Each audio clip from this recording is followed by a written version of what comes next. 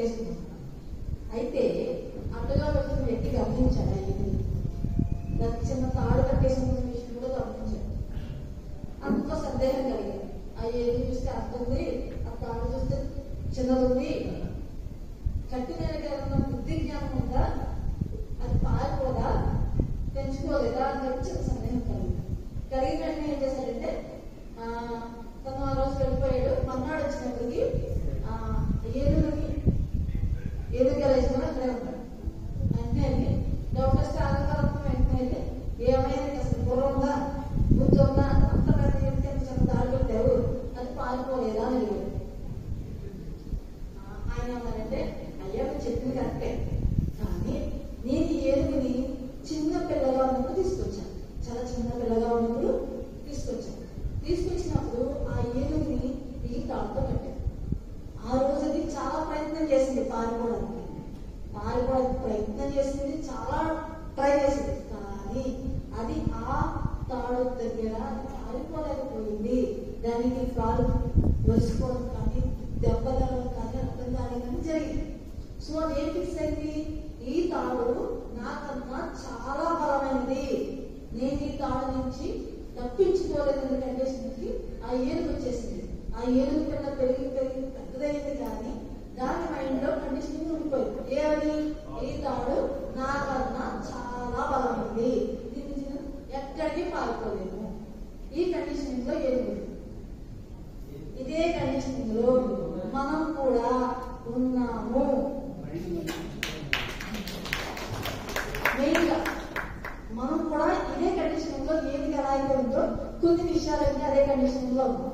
ఎవరన్నా చెప్తారు ఆ విషయాలు ఏంటి, ఏ విషయాలు మనం అంటే మనం పెద్దవాడు అవుతున్నాము, జాబ్స్ చేసుకుంటున్నాము, మంచి హ్యాపీ లైఫ్ లీడ్ చేస్తున్నాము, కానీ ఇంకా ఏదుగులు అలాగే ఆ చిన్న తాడు కోసమే ఇంకా ఎక్కడో ఆగిపోయినా.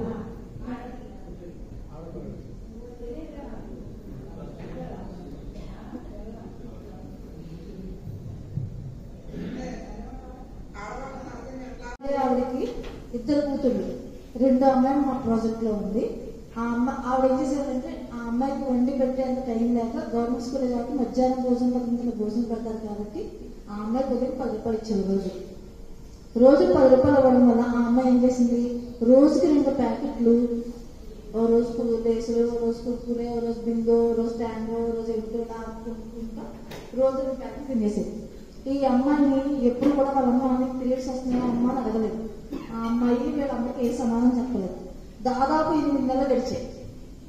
8 నెలలు గడిచిందాక ఆ రోజు ఫోన్ చేసింది, అక్క నాకు చాలా పెయిన్ వస్తుంది, కడుపులో విపరీతంగా కడుపునొప్పి వస్తుంది, ఏమీ అర్థం కావట్లేదు, ఏం తిన్నా వాంతలేకపోతుంది అంటే, మేము పిల్లలకి మెడికల్ సపోర్ట్ కూడా ఇస్తామండి, ఈ వారధి కార్యక్రమంలో పిల్లలకి మెడికల్ సపోర్ట్ కూడా ఇస్తాం కాబట్టి అమ్మ నూరాన్ని తీసుకెళ్తానని చెప్పి హాస్పిటల్ తీసుకెళ్ళి చూపిస్తే వాళ్ళు ఏమన్నారంటే ఆ అమ్మాయికి పీసీఓడి ప్రాబ్లం ఉందండి. అంటే లోపల అందరూ చుట్టూగా నీటి బుడగలు ఏర్పడడం వల్ల అవి సైజ్ పెరిగాయి. దానివల్ల ఆ అమ్మాయికి నెలసరి ప్రతి నెలసరి రావట్లేదు, పీరియడ్స్ రావట్లేదు. దీనివల్ల ఆ అమ్మాయికి విపరీతంగా కడుపు నొప్పి, కొంచెం అన్ఈజీగా ఉండడం వల్ల ఆ అమ్మాయికి టాబ్లెట్స్ ఇచ్చారు. వెంటనే ఏం చెప్పారంటే అమ్మాయిని చాలా జాగ్రత్తగా 6 నెలలు మందులు కూడా తర్వాత చూద్దాం. ఆ అమ్మాయికి మెడిసిన్ కొని ఇంటికి పంపించాను. కరెక్ట్గా 1 రోజుల తర్వాత రాత్రి 8:30 ఫోన్ చేశారు వాళ్ళు, అమ్మ మా అమ్మాయికి అస్సలు బాగాలేదు, ఏదైనా మందులు అయిపోతుంది, నాకు ఏం అర్థం కావట్లేదు, అదేమో కడుపు తిరిగి పడిపోయింది, నాకు ఏం తెలియట్లేదమ్మా, ఎవరిని అడగాలో తెలియదు అంటే, మీరు ఎవరి దగ్గర తీసుకుని వచ్చింది లేదంటే ఆటో ఎక్కించి తీసుకొస్తే నేను పే చేస్తాను. ఆమె హాస్పిటల్కి అడ్రస్ చెప్పి హాస్పిటల్కి రమ్మని చెప్తే వాళ్ళు ఏం చేశారంటే ఫస్ట్ స్కాన్ రాశారు. స్కాన్ రాస్తే వాళ్ళు చెప్పిన విషయం ఏంటంటే ఫస్ట్ ఎమర్జెన్సీ ఆపరేషన్ చేయించండి అన్నారు. రాత్రి 10 గంటలకు వెళ్ళిన వాడు ఏమవుతుంది, జనరల్గా స్కాన్ రిపోర్ట్ వల్ల ప్రాబ్లం అంటే చెప్పండి, ఏ డాక్టర్ దగ్గర తీసుకెళ్ళాలో అడుగుతాం కదా. సో వాడు ఏం కాదు, మీరు వెంటనే హాస్పిటల్ తీసుకెళ్ళండి, రిపోర్ట్ అనేది టైం పడుతుంది, ఫిల్మ్ అయితే వచ్చింది కానీ రిపోర్ట్ రాలేదు, వెంటనే తీసుకెళ్ళిపోతుంది. అమ్మ ఏ డాక్టర్ దగ్గర తీసుకెళ్ళాలో చెప్తుంది, గైనకాలజిస్ట్ దగ్గర తీసుకెళ్ళాలా, యూరాలజిస్ట్ దగ్గర తీసుకెళ్ళాలా, ఎవరి దగ్గర తీసుకెళ్ళాలో చెప్తుంది, డాక్టర్ దగ్గర తీసుకెళ్ళాలని చెప్పి అడిగితే అప్పుడు వాళ్ళు రిపోర్ట్ ఇచ్చి వెంటనే గైనకాలజిస్ట్ దగ్గర తీసుకెళ్ళాలంటే హాస్పిటల్ తీసుకెళ్తే ఆ అమ్మాయికి చెప్పిన ప్రాబ్లం ఏంటంటే ఆ అమ్మాయికి ఆ లోపల ఉండే ఓవరీస్లో ఆ యొక్క పీసీఓడి ప్రాబ్లం వల్ల లోపల నీళ్ళు పడుకుని బరువు పెరిగి ఆ అమ్మాయి మామూలుగా ఆటో కింద పడడం వల్ల ఆ యొక్క ఓవరీ అనేది ట్విస్ట్ అయింది. ట్విస్ట్ అవడం వల్ల ఆ ఓవరీకి వెళ్లాల్సిన రక్త ప్రసరణ ఆగిపోయింది. ఒక ఓవరీ తీసేయాలి అని చెప్పారు. అర్జెంట్గా సర్జరీ చేస్తే ఆమె బ్రతుకుద్ది లేదా చనిపోతుంది.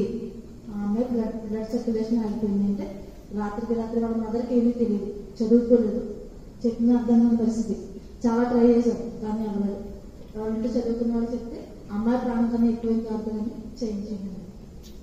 ఏంటంటే దానికి కారణం ఏంటంటే సరైన పౌష్టికాహారం లేకపోవడం. నెక్స్ట్ వాళ్ళు ఏం తిన్నారో పిల్లలు ఇంట్లో తల్లిదండ్రులు గమనించకపోవడం.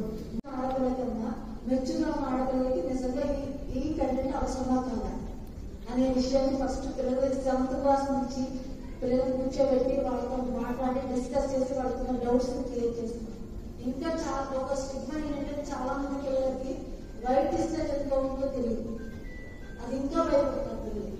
అది వాళ్ళ శరీరంలో ఒక భాగమే. వాళ్ళ శరీరంలో కూడా ఒక ఆటోమెకానికల్ సిస్టమ్ ఉంది. దానివల్లే ఇది మంచిది జరుగుతుంది అనే విషయం కూడా చాలా మంది పిల్లలు తెలియక ఇంట్లో అమ్మకి చెప్పగా భయపడుతూ చాలా మంది ఇన్ఫీరియర్ కాంపస్ తో చాలా మంది ఉన్నారు. చాలా మంది పిల్లలు బాధపడుతుంది. మెయిన్గా హాస్పిటల్లో ఏడ్ చేస్తారు. నాకు ఏదో అయిపోయింది, నాకు ఏదో హెల్త్ ఇష్యూ వచ్చింది అని చాలా మంది ఇబ్బంది పడిన సందర్భాలు ఉన్నారు. సో రైట్ డిశ్చార్జ్ ఎప్పుడు భయపడాలి, నిజంగా భయపడాల్సిన విషయమా అనే విషయం దగ్గర నుంచి మెన్స్ట్రుయేషన్ ఎలా ఉంటుంది, మనం ఎన్ని రోజులు బ్లీడింగ్ అవుతుంది, మనం ఎలా జాగ్రత్త తీసుకోవాలి. ఇంకో ప్రశ్న, మెన్స్ట్రుయేషన్ లో పోయే బ్లీడింగ్ లో పోయే బ్లడ్ చెడు రక్తమా కాదా? చెడు రక్తం అని చెడు రక్తం, చెడు రక్తం కాదు చెడు రక్తం. ఓకే, చాలా మంది వస్తారు.